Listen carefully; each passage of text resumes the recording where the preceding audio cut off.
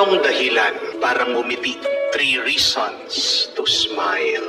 Alam ko kasi marami sa inyo depressed. Marami sa inyo may problema. Marami po sa inyo, alam ko, subsob sa trabaho.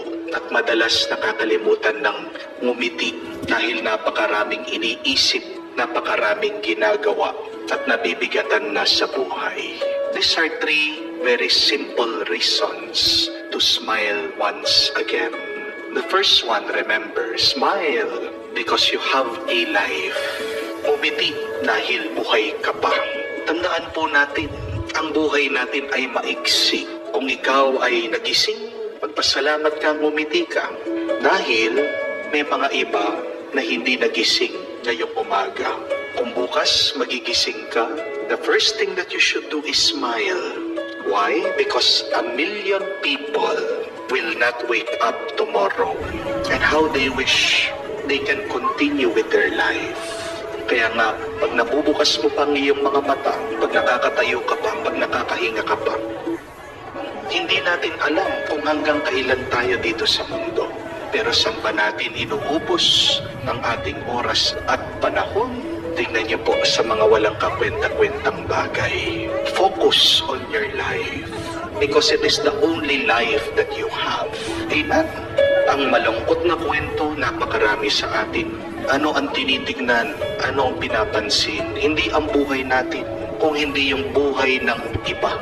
We keep on meddling on the business of other people.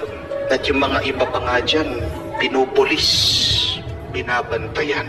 Opo, alam ko, pag masama yung ginagawa ng iba, kailangan ituwid. But please, do not sacrifice your peace and happiness if these people want to continue with their bad life, with the bad decisions in their life. Kausapin mo, magpatulong ka sa mga ibang tao, gawin mo the best mo, pero do not forget to focus on your life. Kamukha po sa ating narinig na ebanghelyo. Tingnan niyo po kung anong ginagawa ng mga Pariseo at Eskriba. Wala nang ibang ginawa kung hindi magbantay sa ginagawa ni Jesus at ng kanyang mga disipulo. Yun ba ang hiling ng Diyos sa atin? Ang bantayan ng pagkakamali ng iba? Kung nagkakamali ang isang tao, sinabihan mo siya, ginawa mo yung the best mo, and then hanggang doon na lang. Kung ayaw niya magbago, it is between him or her and with God. Tandaan mo yan. Mababasa niyo din po yan. Tungkol po sa sulat ni San Pablo sa mga tao ng Thessalonica. Sinasabi niya, we should strive to live a quiet life, minding our own business. Anong ibig sabihin? Huwag kang pakialamero. Huwag kang pakialamera. Kung gusto nila, nasirain nila ang buhay nila, okay, that is their life. But how about your life? Before you start meddling with the life of others, the question is, have you taken care of your life? Have you lived your life to the fullest? Yung nga sa mga sarili mong problema, hindi mo pa naaayos. Pinapakialaman mo yung problema ng ibang tao. Di ba ba? So, mind your own life. Take care of your own life. Focus on yourself first. Because life is short and brief. And death is sure to come. Waste your life only by doing God's will, being happy, smile. Yun po yung una. Dahil may buhay ka pa. Umiti. Pangalawa, umiti dahil may bagong oras at panahon. Smile because you have time. Kung iisipin mo, pag nagising ka sa umaga, ilang oras ang bago na nasa hinaharap? 24 hours. Those are brand new hours. Brand new time given to you.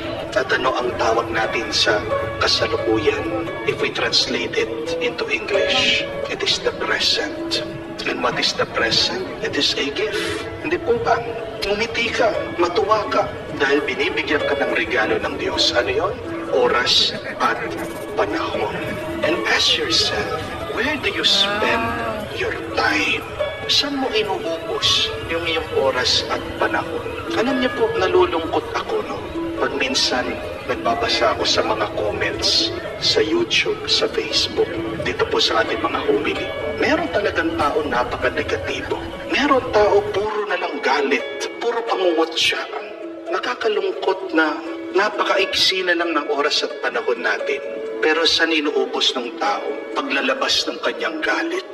Alam ko naman po, hindi galit sa akin eh. Merong iba pang issue o problema sa buhay niya.